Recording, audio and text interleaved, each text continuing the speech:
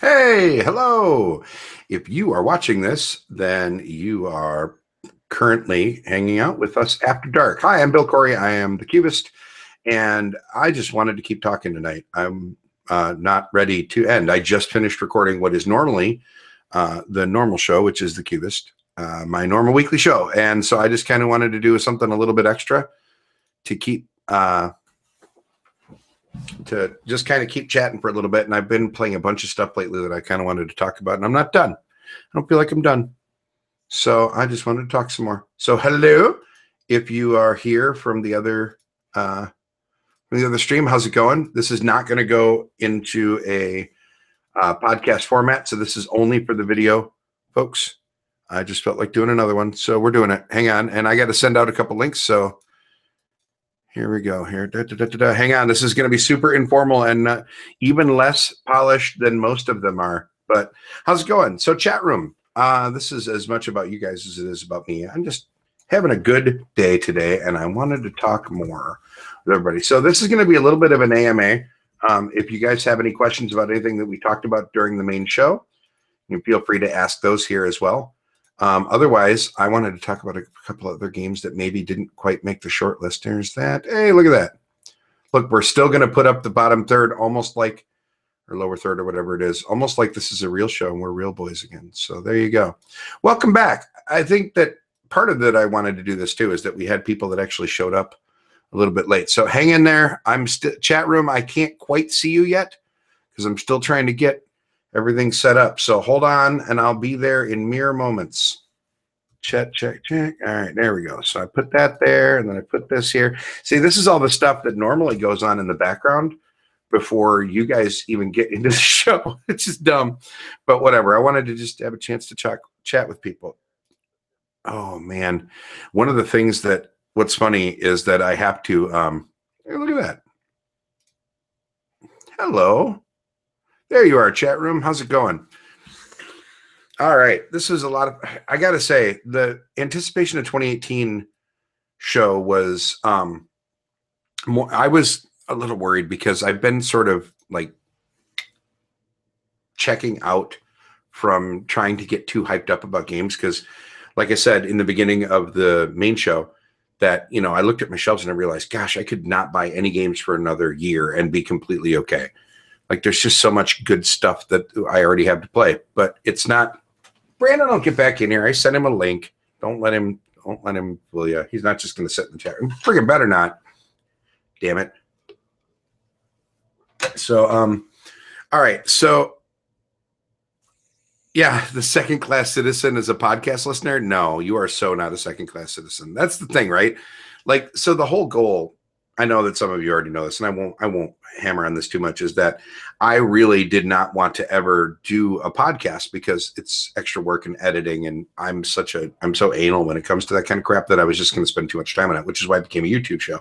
And now it's just more fun all the way around because I get to do a live chat. I really have grown to enjoy this part so much. So, so one of the things that I wanted to talk about that I didn't get a chance to on the show, and I haven't talked about any of this long enough to like do a full on review of it, so everything is going to be kind of hot takes here, is I visited a couple older titles over the last few weeks that I really dug. So one of them, I played Shipyard.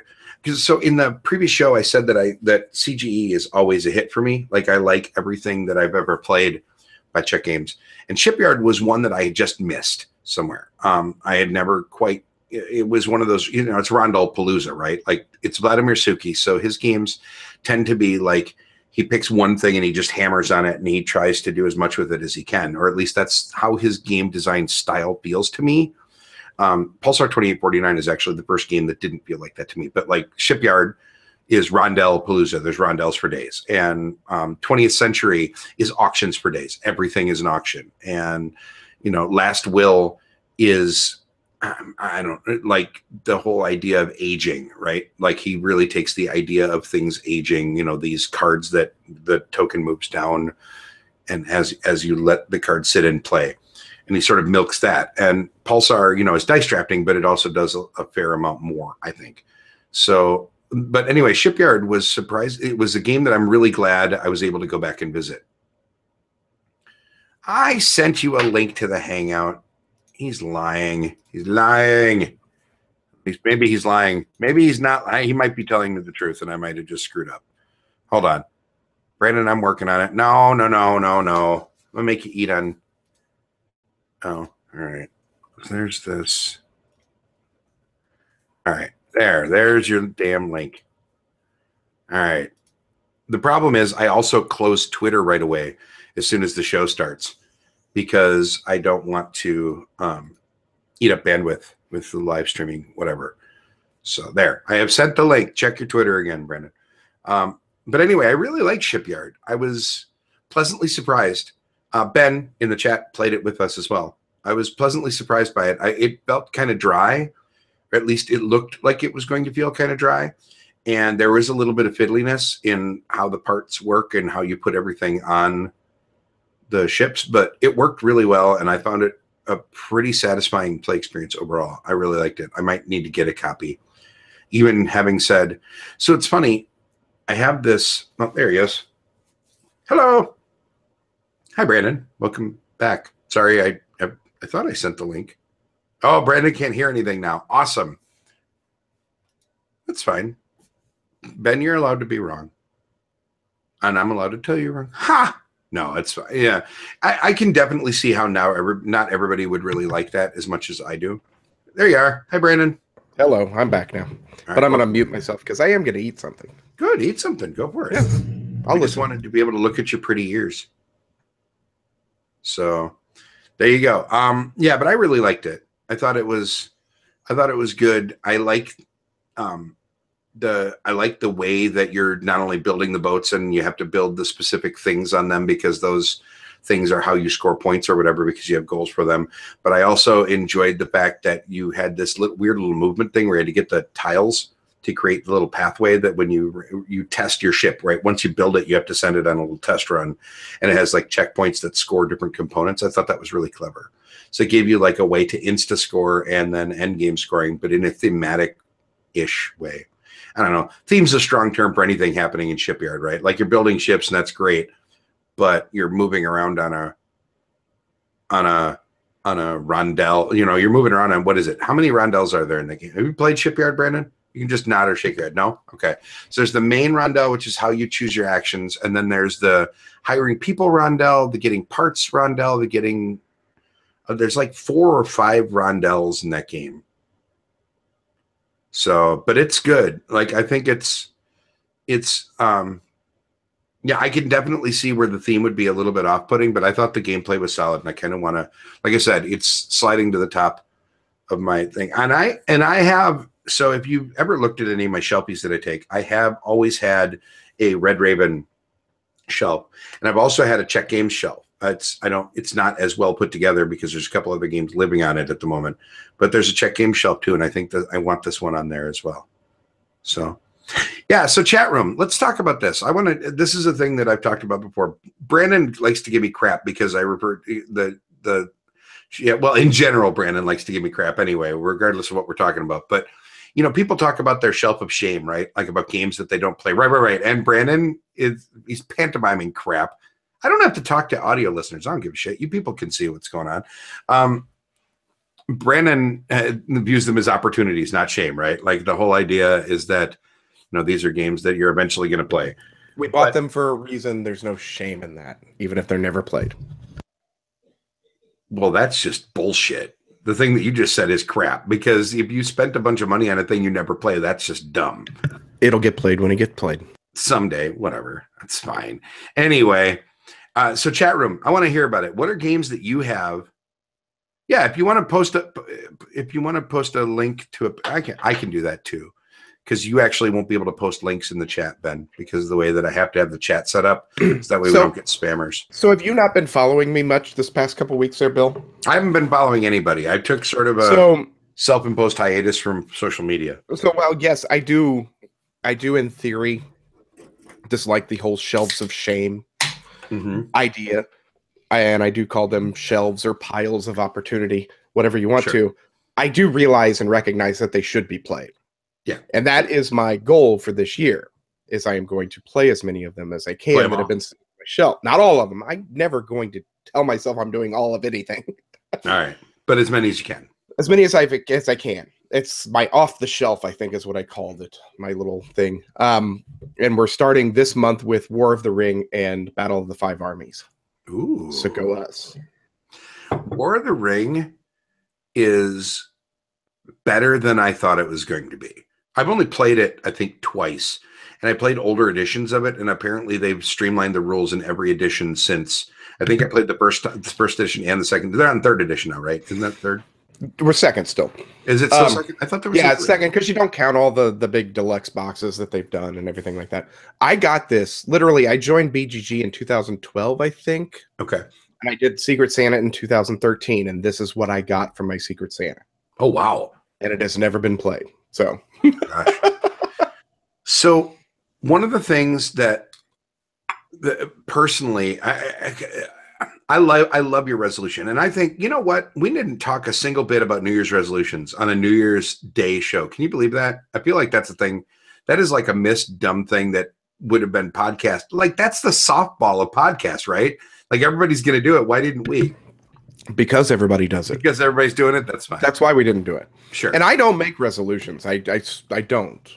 Okay. I make ideas of things that I want to do.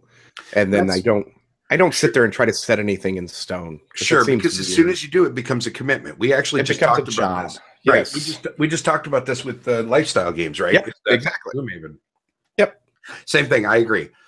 But you can think of it as a resolution is different than a commitment, right? A resolution is like, this is the thing I'm going to try and do more. So here's the deal. First off, chat room. So we had Woo's talk about Machiavelli. I don't even know what that is. But I think that would be like, I don't know, you've had it since 1995 and you haven't played it. Is it at least out of the shrink? Because if it's not out of the shrink, now you should just sell it. If it's been sitting in a shop for 23 years and you haven't even had the urge to pop the shrink, you just seriously throw it in the geek market and make a car payment. Because that's my humble opinion. It's a diplomacy variant. All right, that's fine. Gotcha. It is still in the shrink. You need to sell that, dude. 23 years old game that you've never played. Sell it. I suppose. Don't listen to him, Jeff. Chad, I don't know. Like any collectible games go out of price and get pretty pricey. It's justifiable to own games to play in the days when you have more time or less cash to buy games. Fine. But that's kind of what I think of it as when I do the library, when I buy games in and I know I'm not going to play right away. But Chad, yeah, fine. Okay, but I don't get it. Is there ever going to be a point, realistically, in any board gamer's life when you are so broke that that the need to play a new game is equally weighed with the lack of funds to buy a new game? Like, because if you broke, right? Dude, I've been broke as hell a whole bunch of times in my life, and I still have never been like, but I really need to learn a game. I guess I'll look at my shelves, and is there a game I've never played in 5 years? No, because am I just a weirdo? Maybe I'm the weirdo. I don't know. To me, it's like, look, if I get a game, the first thing that happens when the game shows up in my house is I pop the shrink, I read the rules, and then I put it on a shelf where it's going to get played. Like, there is one game I can think of that did not meet that criteria, and that's the Kickstarter of Rising 5 that I just got a couple weeks ago, because I literally have no idea why I backed it. Because everything I've seen about this game makes it look like a game I'm going to hate. So why did I back it? That was like, is that the one Gray Fox picked up? I don't know. No idea. It was like one of the Dice Tower people's #1 of the year. Yes. Yeah. Okay. Tom hyped the hell out of it. Okay. And I don't know why I backed it at all. Actually, no, I do know why I backed it. Because I was in the midst of my Kickstarter fever, like that phase of my Kickstarter career where I was backing everything. And I think I was on the Weekly Alaboom with Lance. And I think he was talking about it. And I think he got me to back a couple of things. Like Seventh Continent, Lance is the one that talked me into backing. I'm glad he did on that case. But Rising 5, nope. I don't know. How do you guys not? You don't sell games? All right, fine. Don't sell it. Why are people saying you have a copy of Gink and Shrink? Don't sell it. Send it to me. Who has that? Chad, Chad, here's the deal. Look, you don't have to sell that, okay? All you need to do is ship it to Cubist Central because Bill would like to own that damn game. I love you. No? All right, fine. I'm ahead of the chat room. Sometimes I forget that the chat room is on a little bit of a delay because the video stream's on a little bit of a delay. Yeah. So, yeah, I like Gink a lot. I need to get it one of these days. Someday it'll happen. All right, what other games, chat room, are on your shelves that you haven't played? My biggest thing, my resolution, I got 3 tangents away. My resolution for 2018 is to allow myself to get rid of games that I have, look at, and find myself continually saying no to. Like here's the deal. Every game that's on my shelf, I liked at some point in time. But not every game on my shelf do I still want to play. And I want to be able to get rid of some of those. There isn't a value in my brain for keeping a game that I don't want to play. So I want to get, my resolution is I want to get these games that I keep looking at and I don't know why, I don't have any urge to still play it. And just get them out of the collection and then replace them with things that I do want to play. Because I've got a lot of stuff coming from Kickstarter that I'm really excited to get someday. Yeah. Right? That's going to take up some space. So, and I'm trying to think of a few of them that are on my shelf. Like Caverna might be one of those games for me. I don't know that I want to play. I don't know that I want to play Caverna. I like it. I don't ever want to play it more than I want to play Feast for Odin, or if I have 2 players, maybe, Fields of Arle or whatever, right? It's fallen. It got, what was the rule? The Jones theory. It got Jones theoried, right? It's just not something too similar to something else. So you may as well get rid of the old or something. I forget how it worked. So that was code. Ben, that's a lovely first offer that you made. That's way under because there is a full broken token insert in there. So no, but keep trying. No, it's good. No, we'll talk about it, Ben. We'll have a conversation. I haven't decided yet either. But anyway, my point is that's one example, right, of a game where I'm not sure, why I still have it. Because there are just other games. There's a couple others that are sort of in that same thing, like Aquasphere. Not sure why I own Aquasphere. I didn't really even love it a whole lot the first couple times I played it, but then it was on sale for $20, I think. I think that's how I ended up owning it. Yeah. And I just keep looking at it going, I just don't want to play that. It's just not. There are other games that I want to play more that do that same sort of thing. Age of Steam, Paul. So here's the deal. I played Age of Steam, and the people that taught me the game let me get into one of those creepy death spirals where you literally just have to sit there and lose for the next 2.5 hours, And I know that that's a thing, and I know that there's a lot of people that really dig that, right? They dig the punishing aspect of that game. I just don't know if I want to be one of them, right? And Steam sucked all the joy out of that part of the game. Okay, Brandon, where do you land on this before I keep ranting? Which one? Steam, Age of Steam. I've played Age of Steam once, and I absolutely loved it. But it is one of those games where we were saying you need to find the right group to play it with. And when you always learn it with those people who aren't that right group usually, because they're the ones who played it 15, 20 times. Sure. And so So now you get this whole thing, right, where we talk about how a game, if you can play it with, games get better with multiple plays, and once you get good at the game, then it really shines, that whole thing. Yeah. And how many times do you have to play a game before it should be into the point where you enjoy it, right? Yeah. How many plays do you have to get in?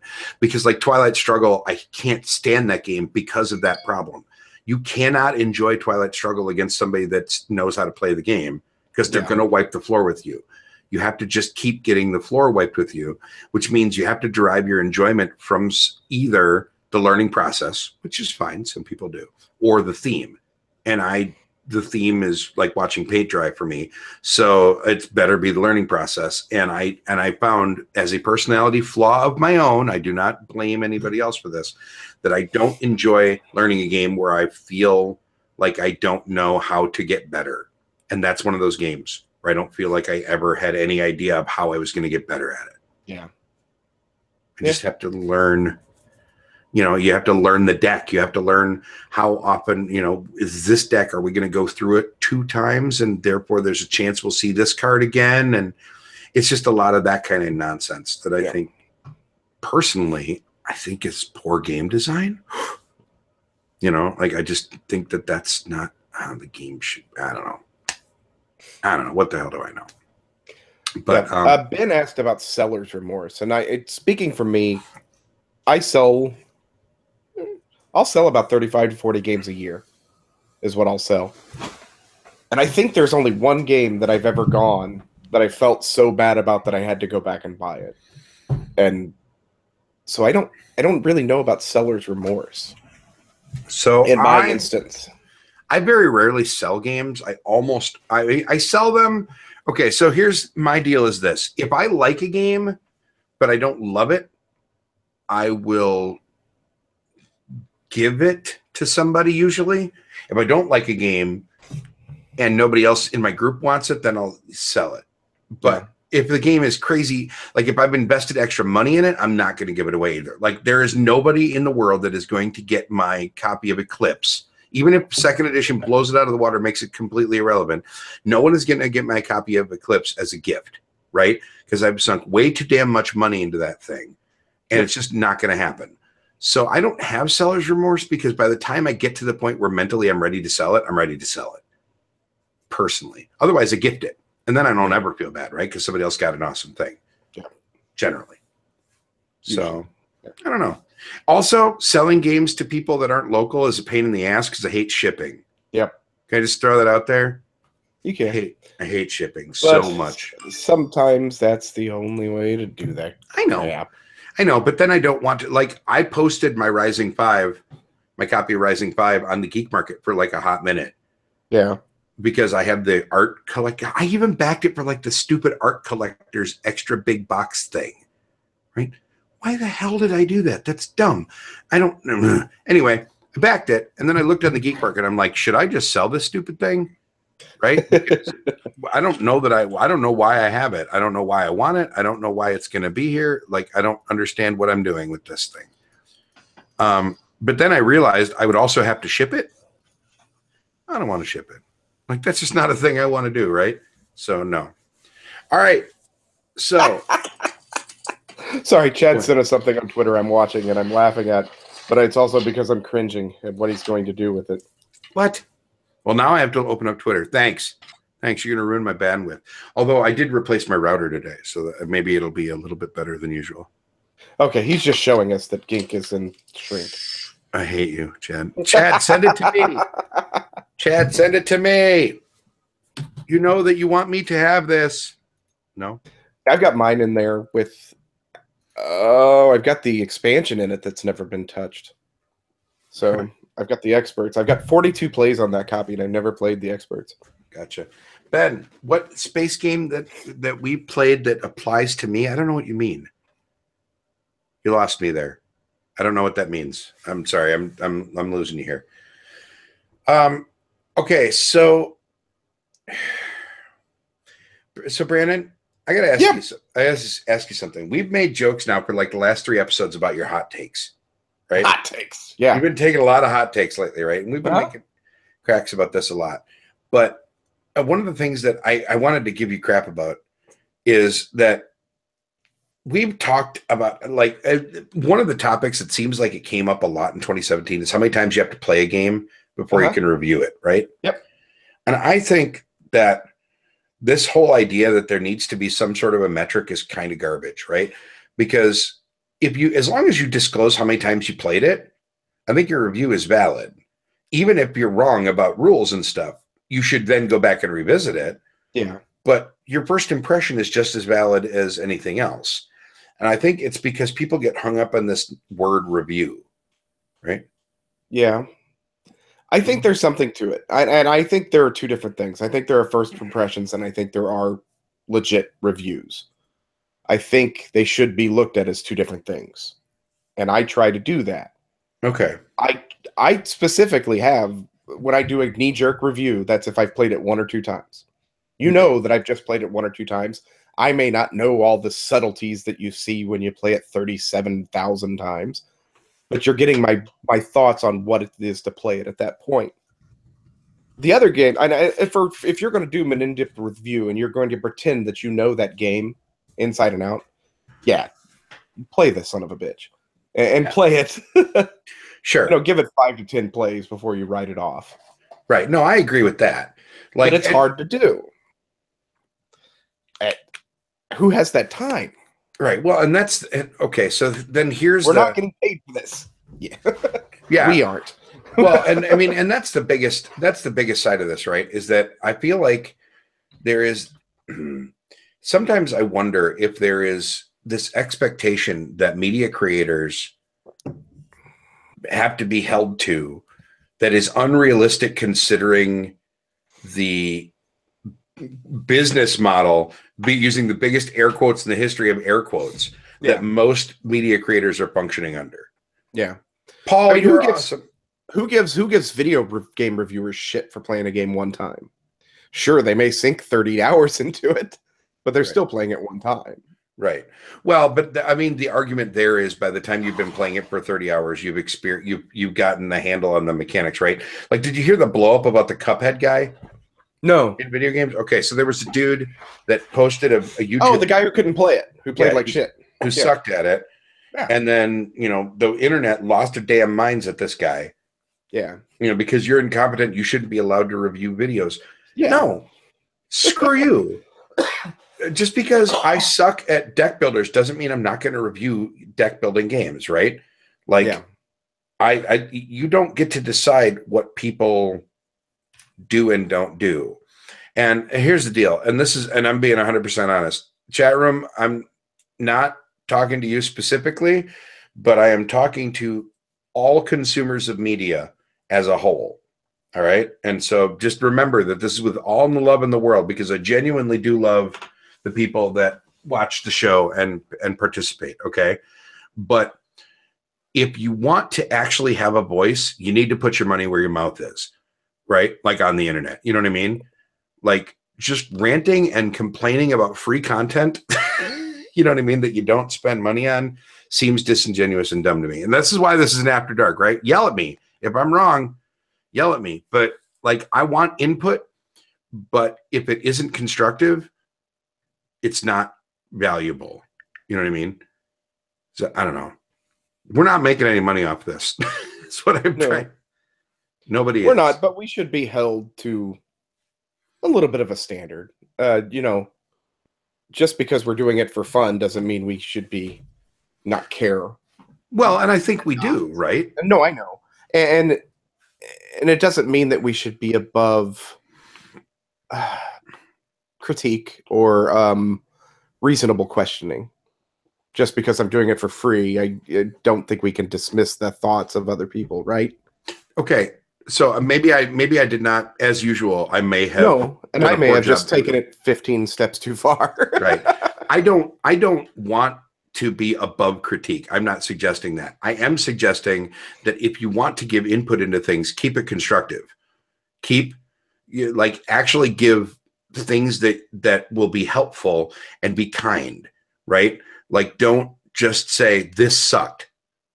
You know what I mean? When you don't, I don't know. I just feel like you need to be able to vote you should vote with your wallet a little bit, right? Like, I think it's more useful because, and here's the straight up honest part. Okay. I don't care a whole lot. I mean, the money that I get from the Patreon account is minimal, right? Like, we have a few people that back, and that's great. And I'm really appreciative of all of it and the money that we get from the merchants, whatever. But more importantly is the fact that the people that back things, I notice it and I appreciate it. I don't know. I feel like I'm saying too much here. I just feel it's in a thing that I very much appreciate because it shows that you are willing to go above and beyond just saying a nice thing sometimes. I'm not trying to guilt trip anyway. Please, nobody go to the damn Patreon and do anything, right? Like, I don't care. I'm just saying it's one of those things where as a content creator, it's the extra level of attaboy that I find valuable. I don't know. Brandon, help me out here. I feel like I'm making myself nervous with how I'm saying this. You're fine. But I just want, it's that extra level of commitment that shows that you not only enjoy the content, but want to support it. That's, you know what I mean? It's that extra level. And so I really like it. A good review. Yeah, we did talk, Ben, about good review versus bad review, right? And it's the idea of whether a review is like how much, like how many plays you need to put into it or whatever. I think, yeah, we did talk about that off and on, but the internet. Yeah, but okay, Chad, here's the thing that in general though, person accountability of criticism absent for years, right? It's too easy to pop on and say you suck. I agree, but here's the deal. Just because it's screwed up doesn't mean we shouldn't try to fix it, right? Like, I hate that, and I'm not aiming this at you, Chad. You know, I think you're awesome. I hate that mentality though. Well, it's always been this way. Who cares? That doesn't mean we should let it stay that way, right? Like, that's not a good reason to not try and fix it, in my opinion. But yeah, you're right. I mean, it's for sure, it is very easy for people to just get on and say you suck, right? I mean, and when I was on Dice Tower Showdown, as a great example, the Dice Tower Showdown would do a BGG thread for every episode. Every episode would get their own discussion thread, and there would be people that would go on there every single time that I was on the show and talk about how they would just wish I would shut up, right? That just, God, Bill, stop talking, whatever. And it was because I was trying to keep the conversation going rather than letting it lag. And it took me, I was really new to the idea of being a content creator, and it hurt, right? Like, I hadn't grown a thick skin yet. I'm getting better about it now. I'm still not there, but it's the truth.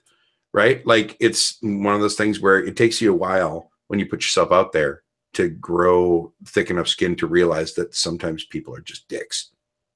I don't know. Do you get mean comments, Brandon? No. People never say anything mean to you? No, and that's always been one of my things. I'm either lucky or nobody really listens. So so I just left it at that, and I never pursue it any further than that. Nice. I'm going to go with lucky. Because I know we get listeners, right? Like, we do. It's a thing. Yeah. No, we've been fairly lucky. We don't, but I don't think we inspire that kind of, I don't know. We don't put ourselves out there as experts on anything, and we don't pretend to be that. I think that's kind of, and we're not on YouTube. So how about that? That's true. Yeah, that's for sure, right? Like, I've definitely have created a little subset, right, in a place that is known for the comment section sucking, right? Like, it's almost its own meme. And I have created a nice little echo chamber for myself and my podcast on Twitter. So yeah, I get that. Yeah, see, Chad, I agree, right? Like, that sucks, you know, that you just, especially if you make the mistake on YouTube of getting notifications every time somebody comments. Yeah. Can't you disable comments? Oh, yeah. Well, you can disable comments. I don't want to disable comments. I want to. I know you want to interact with people. Right. Make them take that extra step. If they want to interact with you, make them take that step to email you or reach out to you in some way. Yeah. I mean, I hate seeing that somebody was doing something that they enjoy, that they quit because of douchebags on people are dicks on YouTube. Yeah. Why should you be the one quitting?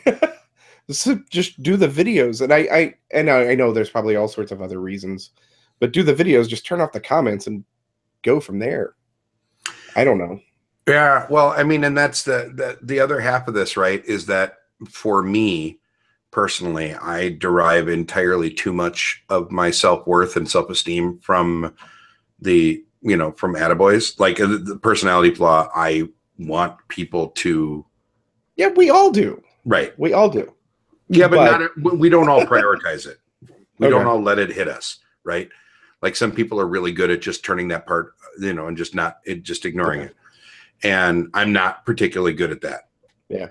So if you turn off the comments, then you don't get that either, right? Like What you're the- shutting. Yeah, yes and no.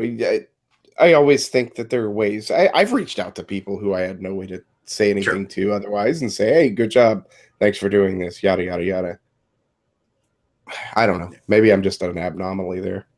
But And I think part of the nice thing about your show in specific about what did you play this week is that because it's contributor based, any negative feedback that's going to come to specific people, right? Like, yeah. if they don't like Cubist Corner segments, they don't like me. They're not going to hit you. They're going to be like, look. And maybe that's it. I don't know. I know that Patrick, I think, has gotten a couple comments before that were kind of just weird, but I don't think nobody, maybe they just didn't tell me. But yeah, I don't know. People are strange. So Ben, here's my answer to your whole policy for going after douchebag commentators. I like your idea. I would like to see a karma system. Like something like if you are a good person, people can reward like the number of thumbs ups that you tend to get on your comments, because you can thumb up a comment on a thing, right? Like if there gets to the point where like almost sort of, I guess Reddit probably works something like this, although I think I'm allergic to Reddit, so I don't actually use it. But like you upvote and downvote comments, right? Isn't that sort of what Reddit does? Yep. And that makes them more or less prominent. Something like that, similar to that, except for your karma is like has sort of a functional ability on the internet, I think would be wonderful. So you could literally just, hit, if people are being dickheads, you can mark that down and then they take notice. Maybe we need negative reinforcement. I don't know. I feel like sometimes the internet needs negative reinforcement. Yeah. Sometimes I think the internet needs a breathalyzer as much as it needs anything else, right? Like just prevent drunk people and people not in their sane mind. I don't know. So I have a BillCon coming up in a month. You do? Yeah, I'm gonna plug the hell out of it next week. We're gonna do it as a birthday party for my dad. The OG Bill Corey is turning 70 next month. Nice. So we're gonna throw a BillCon. We're calling it BillCon the OG edition, and literally one of the tables in the house is going to be Dad's table, and he's gonna get his own table with his own chair, and he gets to run some. He can play whatever the hell he wants all weekend. Is he gonna run any D&D for us or anything? No, his DMing days are over, but I bet you $10 he ends up playing some Power Grid with people. Yeah. I bet you we'll see Power Grid for sure. We'll probably see Kingsburg. And there's a couple other games that he always pulls out whenever he gets the chance to pick the game. His copy of La Cita will probably come out too. He still has a copy of that from forever ago. That's actually a surprisingly good game. I've heard good things about it. I have never played it. Because it's old as shit, dude. It's been around forever, and I don't think it ever really got reprinted, did it? I don't know if it did or not. I don't think it had to have. I'll look it up. Yeah, go ahead. It's really good, though. Like, the components are awesome, too. You get tiny little dudes, right? There's just a million, like, vacuum food level little minis of people that you put into the game, if I recall correctly. So it's just the Cosmos version, right? And it was Cosmos, Agassiz, Spiel, Rio Grande. Rio Grande would have been where he got it. How long ago was it? When was it? 2000. Yeah, it's old. I knew it was old. It's one of the first Euro games after Settlers that really hit in our group. Yeah. Because Settlers came along, Dad bought in. Matter of fact, back in Mayfair's early days of Settlers, when they had their weird print, remember they did their own artwork? Really in the dark brown boxes. Yep. They made 2 sets, right? And you could buy each like it was almost like Red Box, Blue Box, Pandemic Season Legacy, except for they just had different player colors in them. And then you could combine the 2 boxes to play 8-player Catan before there was a 5 and 6-player legit expansion. Yeah. They'd get you to buy 2 big boxes, and he totally did that and had 8-player Catan set that he was all excited about. Remember that vividly. And that art was so bad. But anyway, La Cita was one of the next games he bought that he fell in love with. Yeah. And he pulls, every once in a while, he threatens to pull it out. Gerd Finchel. I've never heard of that designer either. But he's only done 2 games. And then he realizes that he doesn't remember how to play La Cita, and he puts it back away. That's legitimate. he realizes that he would have to basically relearn it. So Yeah. and yeah, he used to DM D&D. Ben, how did you not know that? He was one of the original playtesters of the damn game. Of course he DM'd. That was like his thing. So, Oh man. I don't know. I just wasn't ready to stop talking. Now I'm gonna hunt down a copy of La Cita. Now I might be able to. Is it expensive? I'm looking here. Amazon said it had it for 34, 33 bucks. Oh, it's $33, but I can then pay $28 to ship it. Wow, that's not. I'll just see about a Euro version. I'm really surprised that it's that cheap. With how there's like a Cosmos German edition on BGG for $10. So still really highly rated too. 531. Yep. With it being that old of a game is pretty good. Yep. I'll have to maybe find it. Look at those little dudes. Look at that. The second picture from the left, if you pull up the BGG page on Lasita. Hi, Travis. Oh, they're all little dudes. Did you send him a link? That's awesome. Hi. No, I didn't. I got a link from you, Bill Corey. For this one? Did I? Yes. Oh, you know what? I posted to the wrong one. That's why you never got it, Brandon, because I accidentally sent it to copied the wrong thing. Hi, Travis. How you doing? Hey, I'm doing well. I'm sorry. I'm an idiot. How was your night? It's been good, thanks. How was your New Year's? It was good. We've done nothing, which has been nice. That's awesome. That is awesome. There's nothing wrong. So we're live. Yes. Oh, that's funny. Yeah, we just did an after dark because I wasn't done talking and we had already gone 90 minutes on the main show. Sure. And I'm like, it's been so long since I've done a show. I just didn't, and the chat room was still yapping. So I was like, sure, we can do an after dark really fast. So, well, hello, friends.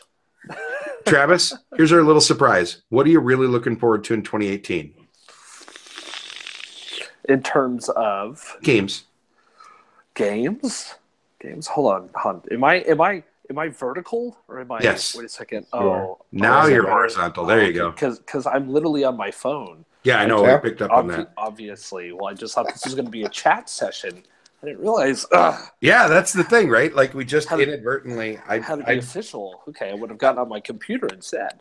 Well, for the record, Travis, this is like not going out as a podcast or whatever. So this is the most informal of the informals. So even better. You're in your safe space. I have. I have a fancy phone, so it works. Yeah, you do. Man, games are games even coming out in 2018? There's at least two. There's the greatest game ever made coming out. Oh God, here we go again. Oh no. What's the Black Angel? Decrypto. Oh, the Black Angel. Yeah. Yes. That's right.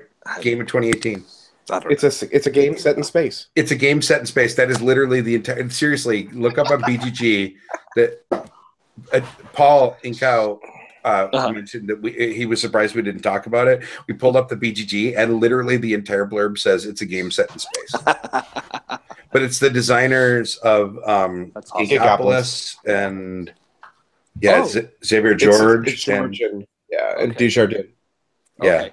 Well, so that's a different story then. Yeah. It's got like a real pedigree, but it's got a one-line description that's ridiculous. Huh. Awesome. What was the name of it again? Black Angel. Black Angel. Okay. Oh gosh, I don't think I have anything specific. Okay, that's a lie. There are a couple things that are floating around. So pretty much anything that Hollenspiel puts out this year, I've turned into a Hollenspiel fanboy, and so I'm excited about that. Root from Cole Worley. I was really surprised we didn't talk about that on the show. That is my number 4. I started that segment with the Kickstarters I'm looking forward to getting, and that's on there. That just barely missed it. Yeah, I want to see that. Yeah, Root's going to be really cool. I'm excited about that one. Reichholt, which is the new Rosenberg game. Just because it's a Rosenberg game. Thank you. See, this is why I'm glad I accidentally sent the link to Travis, because Travis, and there needs to be more Rosenberg love on this damn show. Brandon's a hater. Brandon's been drinking the haterade. It's okay. You don't have to like him. You're allowed to be wrong whenever you want, man. You're good. I never said that. I did. God damn it. So those games. Selfishly, there is there's been a set of games I've been working on rulebook wise pretty intensely over these last 2 weeks. It's a set of games. This guy, this guy's name is Jordan Draper. He does Dark Flight games. They put out a game called Turin Market last year. Well, I guess 2 years ago, a year and a half ago now. Put out a game called Turin Market, and it was like flew really far underneath the radar. And they're reprinting it, but he's also doing a Kickstarter for 3 games at the same time that are part of a series that you can mix and match and everything. And they're all based in Tokyo. And he's going to come out with 12 games entirely, 12 games in this series of games, but he's kickstarting 3 literally starting on Saturday. Like it goes live on January 6th. Okay. And these 3 games are 3 entirely different types of games. One of them is called Tokyo Jutaku, which is a 1 to 8 player real-time dexterity game where you're building houses using these strangely shaped pieces. Like and you're a Japanese architect and you're building houses, and so it's kind of a cool thing. The next game in the series is Tokyo Metro, which is based off of the actual metro system in Tokyo, and it is a stock holding shares heavy economic game. That is about building stations and running trains and owning shares and manipulating and payouts and all that other stuff. And so that's pretty cool. And then the third one in the series is Tokyo Jido Hanbaiki, which is Japanese for vending machine. And so this guy has reached out to like 10 to 15 different like random designers and random people to design 5 to 20 minute mini games that all use the same set of components that he is providing in this game. And the components are these little crates full of different drinks. And there are 6 sets of drinks in 6 different colors, and there are 6 different types of drinks that are all in the same color times 6, right? So the 36 drinks. And so you'll have like these 6 red drinks, and you'll have a tall can and a short can and a bottle and a blah blah blah. And they're like little they're like, you know, actual little like 6-packs, actual little molded pieces, and it comes with this little vending machine that is a dice tower. Right? It is the weirdest thing ever. It is the weirdest thing, and it comes with 12 cards. 6 of the cards are the colors of the drinks. 6 of the cards are the shapes of the drinks, and then a bunch of yen, a bunch of money to go with it. And he's just reached out to people and said, "Here are the components. Design a game around these components." And there are all these weird, quirky 5 to 20 minutes. Some of them are like little dexterity games, like kick the can. And then some of them are whatever. Like I literally just actually finished. And so I've been doing the rule books for these over the last 2 weeks, pretty hardcore, and we're like 98% finished with him. But Jordan said, "Hey, if you want to design a game for it, do it." And so I was like, "Sure." And so I actually just finished submitting a solo game design for this vending machine game, which is just super funny to me. That is awesome and super random. Yeah. And so I'm excited about these because they're just weird, you know? Yeah. It's like it's a really cool concept. I mean, the guy is kickstarting all 3 of these games at the same time. Oh, this is the same guy who did Import Export. Yeah. Yeah. I was just looking at him as you were describing. Yeah, he's the guy that did Import Export, right? And so that was a huge hit last year. And so, yeah, I'm really excited about those. I think that's going to be pretty cool. That's ambitious that he's got a 12-game sort of saga that he's going to do. Totally. That's ballsy as hell. Like I'm rooting for him because I think that's awesome. And you know, it's always fun when you see somebody do something a little off the beaten path. And that sounds I'm dumb and awesome.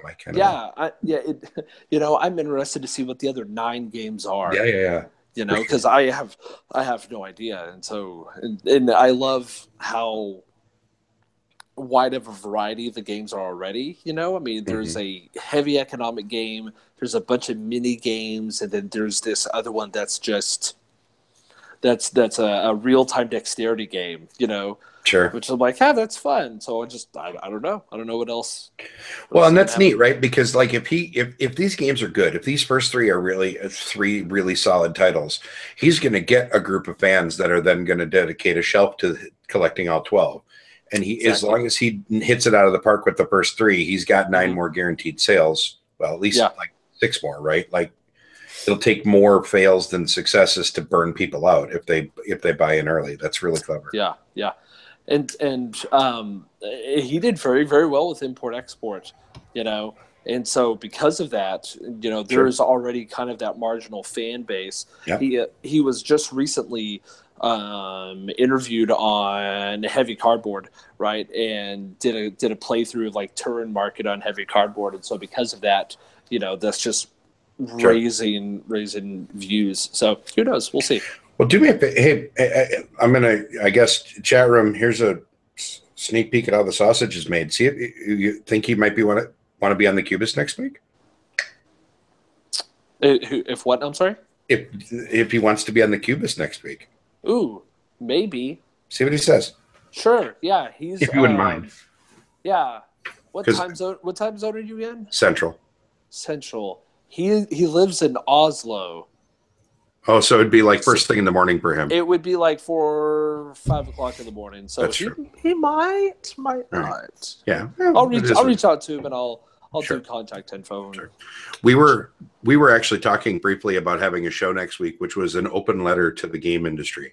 Like basically stuff that we would very much like people to kind of take to heart, both as players and publishers and designers. Like the things that we wish everybody would hear. But I'd be more, and for the record, one of the things that we were ranting about was that we need better rule books and hire people like Travis. Oh, thanks. So if we don't get him, we might do that next week. You should. Cool. Maybe I'll accidentally send you a link again.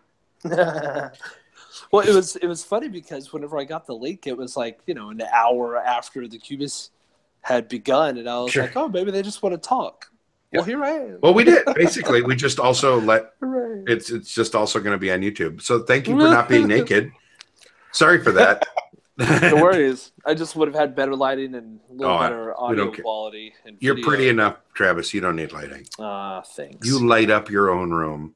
Oh, whatever. See, here's the deal. I have to blow smoke up your ass now after you called me adorable at BGG and made me all shy and stuff. I was like, weirdo. So... Nice. I don't know. All right. Well, you know what? Molly's going to try and go to bed. So I should probably shut up. I'm going to bow out as well. I got to go dig around for stuff because surprisingly, school starts back up in 2 days for kids, and we've misplaced some homework. Oh, God. Yeah, that means, Travis, you got to go back to work, huh? You've been enjoying Wednesday. Yeah. You all do too? Yeah. Our kids go back then. Dumb. Kids don't return until Thursday, so I have you have to go. So I have a nice slow ramp. Sure. And you know, that's fair. The worst is when you have like 2 weeks off or whatever, and then they go and everybody shows up on the same day. Like, no. Let's not do that ever again. That's not how this works. Yeah. Nice. Give me a day to myself. Nice. Hey, chat room, thanks. This was fun and dumb. Thanks, chat room. Oh, hang on. Chat. Ben, there is no link because the Kickstarter's not live yet. You're gonna have to watch Kickstarter. He wants the link for the Tokyo games that you were talking about. You're gonna have to watch. Yeah. Just look up Tokyo Metro on BGG and just subscribe to it. Jordan will post it there whenever it's live. There you go. Perfect. Otherwise, just keep an eye on Kickstarter itself. Saturday, January 6th is whenever it's supposed to go live. Perfect. Travis, I really am sorry that I inadvertently threw you under the bus. I didn't mean to. No, not at all. This is fun.